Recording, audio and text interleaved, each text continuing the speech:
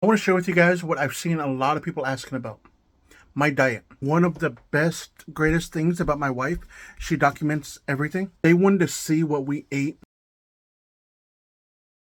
from the very beginning. Like, don't change anything.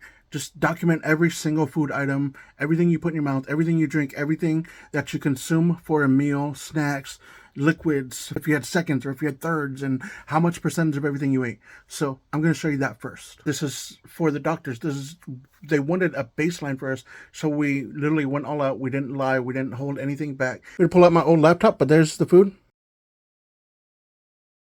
Let's look at the food that I ate before. When I tell you I'm going back, this is from 9/12/2019. Breakfast: 3 chocolate chip pancakes with raspberry syrup, 3 sausage links, 1 hard boiled egg with salt. Let's see the full picture. Here's the picture. Lunch: 4 p.m. Sandwich: 3 slices of white bread, 6 slices of turkey, 2 slices of bologna, 4 slices of cheese, mayo, mustard. Dinner: lunch at 4, and now 3 hours later having dinner. Like, that wasn't enough food. Like, that's insane to me. Dinner: 7 p.m.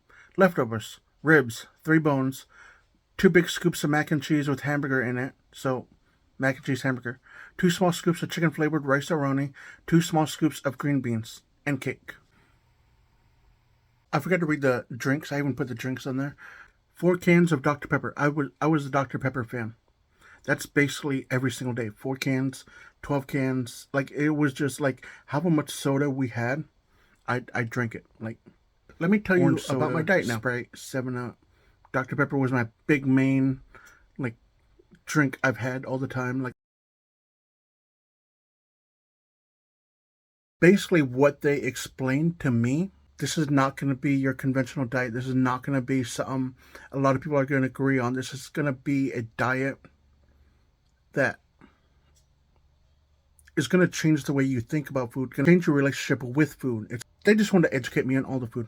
I don't know how else to explain it. Like, they wanted me to learn my food. They wanted me to be able to live life without worrying about, like, I have to eat 2,500 calories. I have to hit this amount exactly, or all else fails. I can't have this. I can't have that. I can't have this. Like, so much restrictions. I don't want that. Like, they wanted me to just be able to live life and enjoy it. Okay, I'm going to break it down pretty simply. Well, the best I can. They looked at my food chart. We gave them all this. I think it was like 4 weeks straight of not changing anything. We didn't even like work on anything. They just wanted to see what my food looked like from the very beginning. So that's when we did the food journal. Shared everything 100% truthful, 100% of everything like I mentioned before. I just want the best results. And what's the best way to get the best results? Be honest, be truthful, and do 100% of what you said you're going to do. Then they took one thing. What is something that we could change right now? What's one thing we could do right now? What's something that's adding a lot of calories? Soda. Instead of having the 12 cans, 10 cans, let's see how we do with 2. See how we do with 3. And let's just work on that one thing. The one thing for a whole week. Can you only have 2 cans of soda a day? All these different drinks that could replace your 10 cans, 12 cans of soda every day.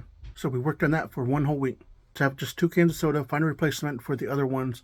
Water was the best deal. And let's just, don't even worry about nothing else. We did that. We came back, said we did it. It was hard, but we did it. And they said, okay, now week 2, we're going to work on the no soda thing. And let's work on something else. What can we do on your diet that's going to change something about your food? That's going to help you out throughout the rest of your life. And we looked at it, and I hardly ate any fruit at all. So they mentioned, add some sort of fruit in it. Let's have a banana. Let's have strawberries. Let's have cherries. Let's have something. And I really found a liking to pineapple. So now in week 2, we're cut down to 2 sodas a week. Adding fruit to a meal.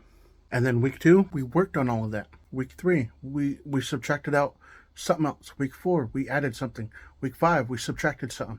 Week 6, like so on and so forth. We added something, we took something out. The reason they told me that I might get a lot of like backlash on the way I'm doing my food now is that it's not your typical way people go about doing diets, especially with people who are over 600 pounds.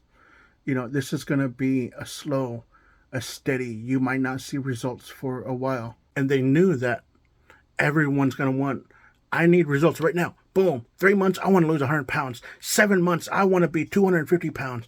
In da-da-da time, I want to, in 2 weeks time, I have to hit the goal of 14 pounds. They mentioned to me that you're going to see a lot of people who are losing, 30 pounds, 60 pounds, 300 pounds in a year.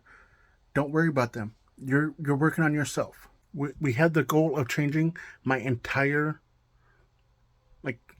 life, my entire way I think about food, the entire way I think about just what I consume, and educating me on all the foods. I'm on a program that not many people want to endure through because it's so slow.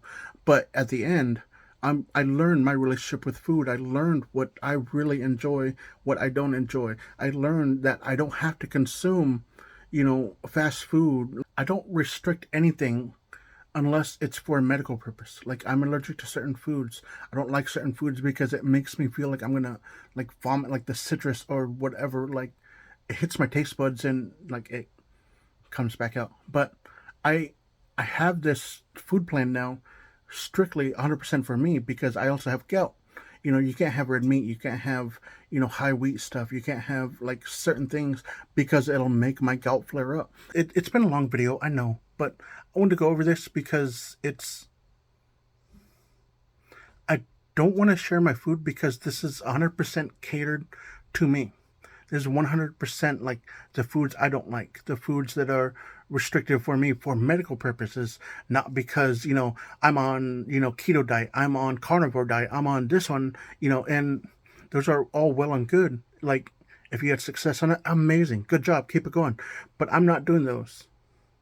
I'm doing I don't even know what it's called. I know there's a name for it. I never even bothered to Google it, but we're taking things slowly. We're inputting one new thing, or we're taking out something that's harming my lifestyle of food, my relationship with food. And we also got to the deep rooting of why I go to certain foods. We got to the deep rooting of what is it about mashed potatoes? What is it about Indian tacos? What is it about these certain foods that I always go to? Why did I always go to the deli that's right down the road from me?